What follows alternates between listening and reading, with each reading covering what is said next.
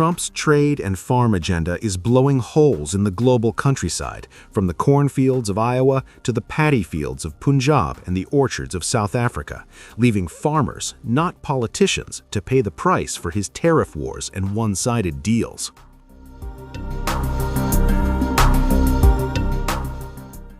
A warning of collapse in rural America. In Washington, a bipartisan group of former farm leaders, USDA officials, and experts has issued the kind of alarm that almost never leaves the ag world. They are openly warning Congress that American agriculture is at risk of a widespread collapse. In a detailed letter to House and Senate leaders, they describe the industry weakened by years of low prices and high input costs, then shoved to the brink by Trump's tariff crusade and chaotic trade policy. They spell out the damage in plain terms. Trump's trade war with China slashed U.S. soybean market share by about 50% in 2018, destroying years of painstaking work to build relationships with Chinese buyers. His decision to walk away from the Trans-Pacific Partnership, they note, cost U.S. farmers an estimated $4.4 billion in potential export gains and handed competitors like Australia and Canada preferential access to high-value markets. On top of that, blanket tariffs on steel, aluminum, and a host of imports raised the cost of everything from machinery to fertilizers, squeezing farmers between higher expenses and lower farm gate prices. The letter is not coming from political enemies, but from people who have served under Republican administrations and led farm organizations for decades. They accuse the current administration of driving up input costs, disrupting domestic and global markets, strangling access to a stable workforce, and cutting back on crucial research and staffing that keep U.S. agriculture competitive.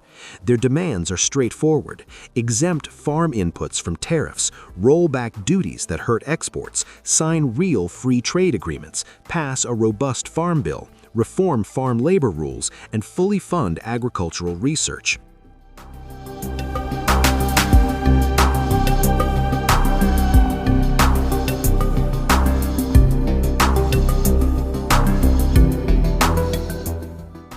Farmers caught in a tariff crossfire. Behind those policy bullet points are families on the brink. Across the Midwest, many farmers entered 2026 with depleted savings, rising debt, and little optimism, even as Trump promises that bridge payments and new deals will make everything better.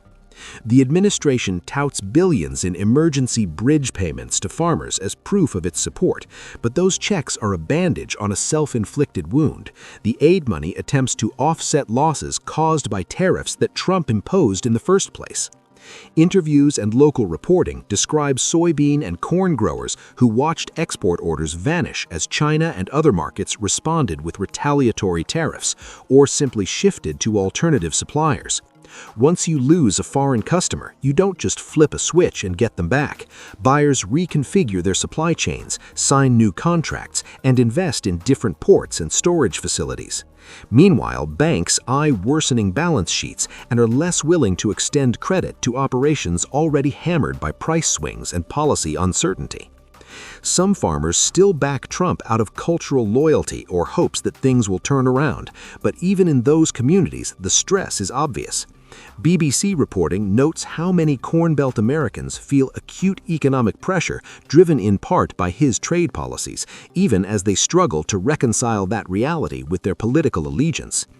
Others have given up any illusions, describing his approach as killing American farmers, and pointing out that every new threat or tariff announcement can wipe out months of planning in a single news cycle.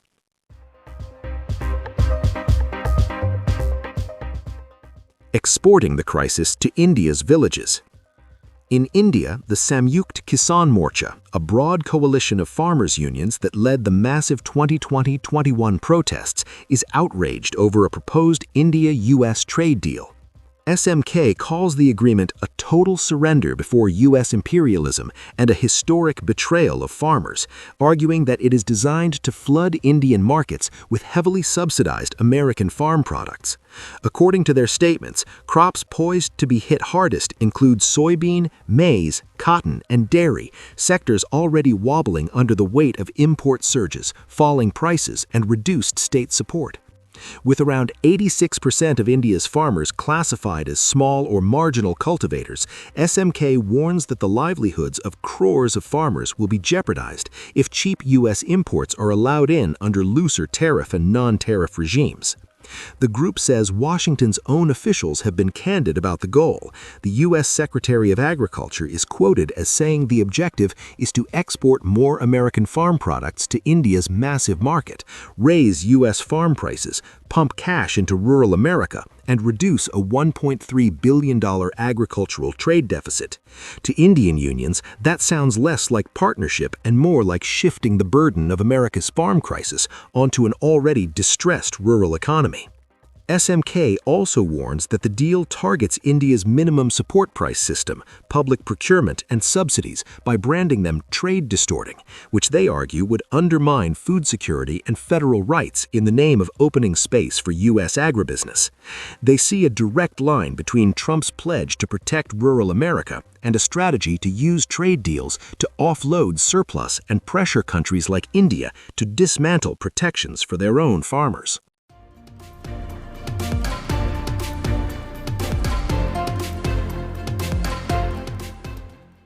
Africa pushed into China's arms.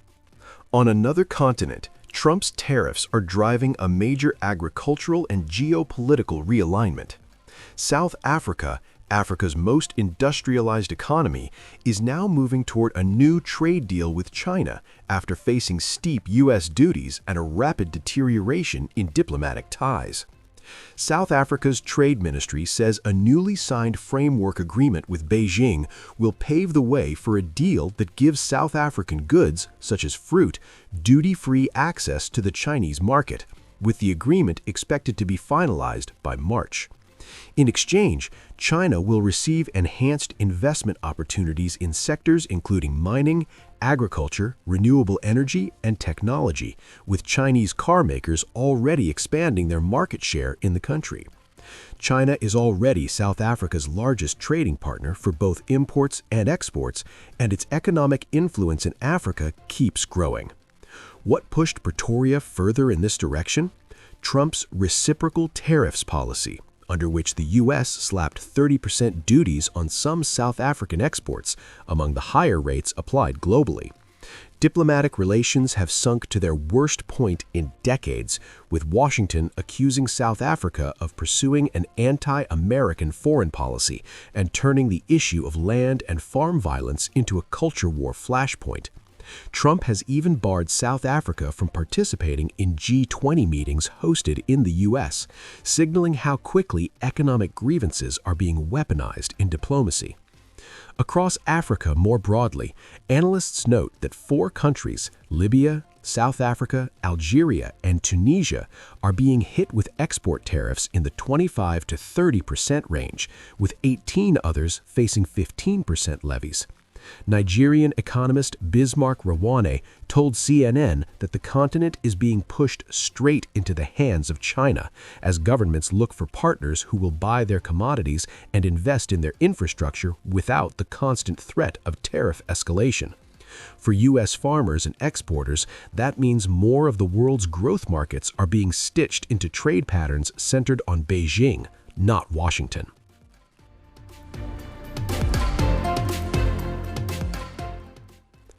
Bailouts, bridge payments, and dependency. Confronted with the damage from his tariffs, Trump has turned repeatedly to emergency payouts rather than structural solutions.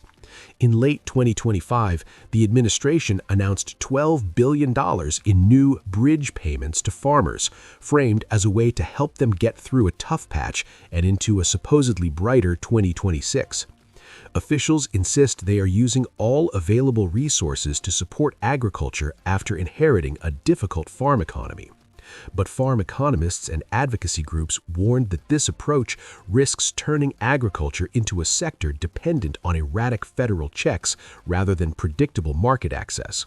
Bailouts cannot rebuild lost trust with foreign buyers, nor can they roll back retaliatory tariffs in China or repair alliances in Africa and Asia. Worse, the distribution of aid often favors larger operations with more acreage and production volume, leaving smaller family farms feeling doubly burned. first by trade policies that hammered prices, then by relief schemes that bypassed them or arrived too late. This pattern, disruption through tariffs followed by ad hoc bailouts, is now a defining feature of Trump's farm legacy. It creates a cycle in which farmers must constantly guess how much of their risk will be backfilled by Washington, while foreign governments recalibrate their long-term strategies away from a United States that seems willing to weaponize trade without warning.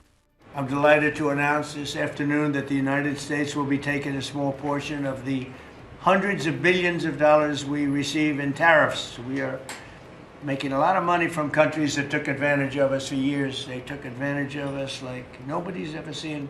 What we're doing is we're taking a relatively small portion of that, and we're going to be giving and providing it to the farmers in economic assistance. And we love our farmers, and as you know, the farmers like me because based on voting trends, you could call it voting trends or anything else, but they're great people. They're the backbone of our country.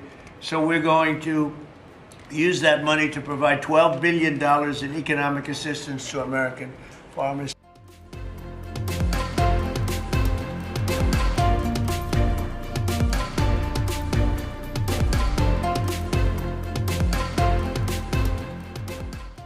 A global countryside bearing the cost. Put together, the threads from the U.S., India, and South Africa tell a coherent story. In the U.S., farmers are warning of possible collapse and pleading for an end to blanket tariffs and policy whiplash. In India, unions accuse Trump of using trade deals to export America's farm crisis to millions of smallholders, jeopardizing livelihoods and food sovereignty. In South Africa and across Africa, high U.S. tariffs are driving governments deeper into China's orbit, reshaping trade patterns in ways that will not be easily reversed. The common denominator is simple. Trump's approach treats agriculture not as a shared backbone of rural societies, but as a blunt instrument in geopolitical and cultural battles. The winners are a handful of politically favored agribusiness firms and rival powers like China, eager to fill the vacuum. The losers are family farmers, from Iowa to Haryana to the Western Cape, whose margins and markets cannot absorb this level of chaos. If this trajectory continues, American farmers might find that the protection promised to them came at a terrible price: hollowed-out export markets, permanent dependence on federal bailouts, and a world in which the U.S. is no longer the indispensable buyer or seller in global agriculture. At the same time, small farmers in countries like India might discover that the same policies touted as saving American rural society were in fact designed to unload its problems onto their fields.